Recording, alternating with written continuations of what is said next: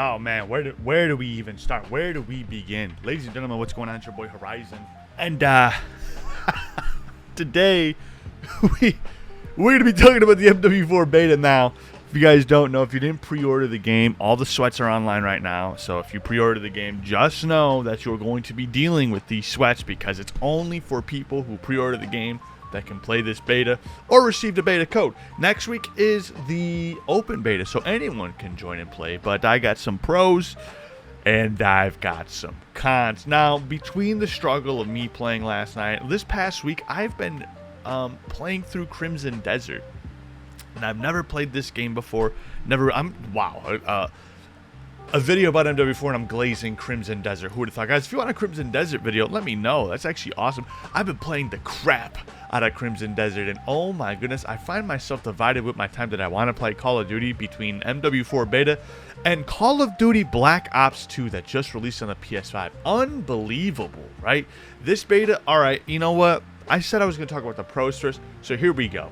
Gunplay feels much better. Guns have a more grounded, weighty feel. Recoil feels more noticeable than in some other recent Call of Duties. If you're looking for that realistic thing, that's there. Me, however, I'm not. Weapon animations and firing behavior feel a little satisfying when you get it under control and get a kill. The game generally feels more like a modern military shooter rather than Black Ops 7's more exaggerated cartoon, like Toonville style kind of thing with the Omni movement and all that stuff.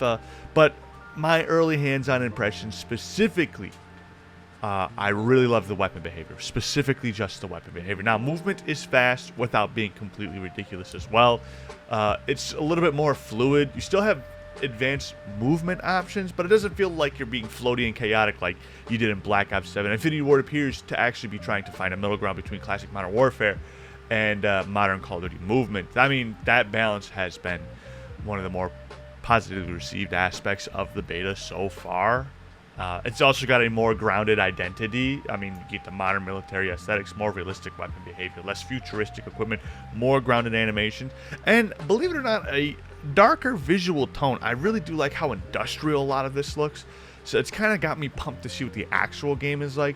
It makes it feel considerably way different than Black Ops 7. Also, I'm going to give praise here. Kill block is genuinely fun. It's genuinely interesting, and it's genuinely got my attention every single time I log onto the game. Now, the new kill block mode is one of the beta's more kind of unique, or even Call of Duty's more unique additions to the ecosystem. It's built around close quarters combat, changing battlefield conditions, meaning matches aren't necessarily played exactly the same way. You play them every time you spawn. And Activision describes it as an adaptive 10v10 environment. And I will tell you what, adaptive is an understatement. Oh my god, you may think you got a hard sight line on a thing. I can only imagine if you get this one long range, like if you got long shot challenges and you're playing kill block, one or two things are going to happen. One, you're going to get great sightlines, or two, you're going to be figuring out how to do your camos real quick with a shotgun. I'm just saying, you're figuring that out real quick. Now, it gives MW4 something new instead of simply recycling TDM domination and hardpoint. Kill block is absolutely insane. However, the only con I have about this mode is whether it actually has any staying power, and that remains to be seen when the launch of the game happens. Now, huge amount of beta content also being a big pro. We got multiplayer maps, multiple modes, 19 multiplayer weapons, 22 weapons accessible across the beta. The new kill block mode, search and destroy, ground war, the mobility course thing, the campaign mission, operator customization, the gunsmith, the firing range, apex attachments, progression. It's a lot more substantial than a tiny multiplayer test, if I'm going to be honest, and it's got me a little worried in that aspect. Now, the campaign being playable is a fantastic idea. For the first time in COD history, a beta has allowed you to play the campaign. Activision is letting players play an actual campaign mission. Now, the mission is called Entrenched, and it's a fully playable campaign section rather than a trailer or cinematic. Big positive for me on that end. I actually really like that. Now, the mobility course is actually useful. The movement mechanics are explained. You can practice. You can even time yourself, improve your movement. The hanging thing I need a little bit of help with, so the course was perfect for that. The Gunsmith is back. That's awesome. Loadouts are more streamlined. Operator, weapons, equipment, perks, field upgrade, kill streaks, finishing mode. All that stuff is just nicely laid out on the left side. It's awesome. I actually really like that. It's a nice quality of life improvement. Absolutely loved it. The visual presentation is just all around strong, in my opinion. Now, we're going to move to the cons. SBMM is already a huge problem, right? Activision argues that the system reduces quit rates, improves retention, improves search times, and improves average ping. Yeah, that's a load of baloney. Anyways, why it matters? It's the biggest criticism necessary in Call of Duty. Nobody wants SBMM. Alright, now the game can feel a little too sweaty, but once again, this is just a con that might ease up when the beta becomes open and everyone gets their hands on the Call of Duty game. It's something that happens every year with the beta. The sweats are going to be out there day one. Now, the game doesn't actually completely reinvent COD either. I mean, MW4 is polished, but that's also the problem. A lot of games feel like, here's the COD formula, but it's refined. You got the gun. So everything I labeled before that was a pro can also be used as a con. And I mean, there's nothing inherently wrong with that, but if you're expecting Modern Warfare 4 to revolutionize Call of Duty, and you're going in with that mindset, you're probably going to be disappointed. So it's probably not the Call of Duty for you. I mean, some weapons already feel like they're heading toward a meta too. On top of that, there's one thing that I really watch closely. The beta is already showing signs of usual COD problems. A handful of guns are going to become the correct guns to use. And that's particularly problematic because MW4's weapon system has a lot of customization. You don't want 50 different builds if 5 of them are objectively going to be better. Early impressions have specifically raised concerns about whether weapon variety will survive once the meta settles. But at the same time, this morning, Activision and Infinity Ward ended up posting a tweet saying that they were doing weapon balancing in a beta, which is crazy to me. Now,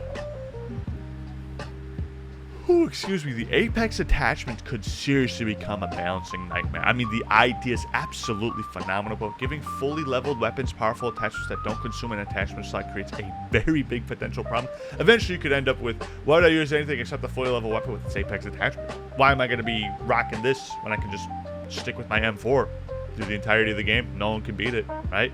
I could create another grind to win perception, even if it's literally not pay to win, but the TPM 2.0 and secure boot, not an issue for me. I'm playing on PS5 because I got tired of that thing with MW2, and I'm just going to play the Ricochet, all this other, all of that stuff needs to be enabled. I'm not even going to get into that. I had an absolute nightmare figuring that on MW2 to the point where I figured it out, and I didn't even want to play on the PC anymore. I was like, you know what? I'm going to PS5 because every time I got an update in the game and I got to quit and then relaunch and all this stuff, yeah, it's still older hardware. You're not playing. Right? Newer hardware, go have fun configuring your BIOS and all that stuff. I'm good. I'm sticking to the PS5.